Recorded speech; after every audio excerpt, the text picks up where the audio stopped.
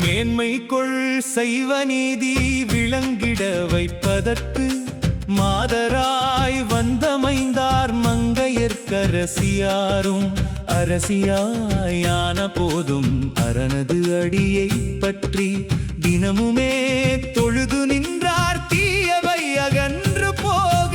தீயதாம் சமணந்தன்னை சிந்தையில் கொண்டதாலே பாண்டிய நாட்டு மன்னன் பரமனை மறந்து போனான்.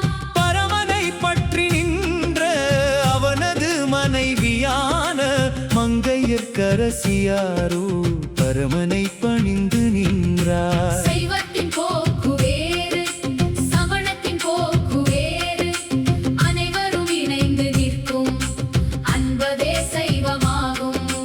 ஒருபது சமணமாகும் வெறுப்பது சமணமாகும், மக்களை விட்டு விட்டு தத்துவம் சொல்லி நிற்கும்.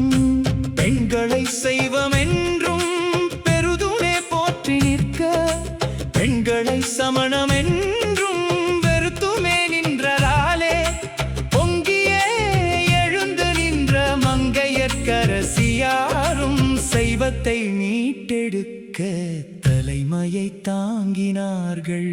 ஆடலும் வேண்டாம் ஆடலும் வேண்டாம், அழகும் வேண்டாம் அலங்காரம் வேண்டாம், எல்லாம் மாயை எதுவும் வேண்டாம் என்று சொன்னதே இப்புவி சமணம். சமணம் வெறுத்ததை சைவம் உயர்த்தி இறைவனை வழிபட ஏற்றது என்றது. ஆலயம் அனைத்தும் ஆடலும் பாடலும் ஆண்டவ பிரார்த்தனை ஆகிய நின்றது. பாண்டிய மக்கள் மனங்கள் தாரின மன்னரின் மனமே சமணத்தில் இருந்தது. மன்னனை மாற்றிட மங்கையர்க்கரசியார் தென்னாடுடைய சிவனையே வேண்டினார். சிவனது அருளாலே தவமுதல் வந்தார், கால் பதித்த உடனே கடுங்கோபம் கொண்டார். எதிர்த்தார் எரித்தார் எத்தனையோ செய்வார், அத்தனையும் அரசர்க்கு வக்கு நோயாய் ஆகியதே.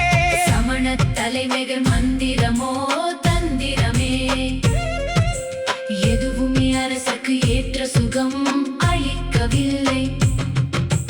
மனைவியும் கருத்தை மன்னனு போ கேட்டான் மந்திரமாம் திருநீற்றை சம்பந்தர் கொடுத்தார். திருநீல மன்னனின் நோயினையும் போக்கியது, திருநீறு மன்னனின் மனதினையும் மாற்றியது. தீமையென சமணத்தை உணரவும் வைத்தது. மங்கையர்க்கரசியார் மனநிறைவை எய்தினார். வளவர்கோன் பாவை வழிகாட்டியாகினார். சம்பந்தர்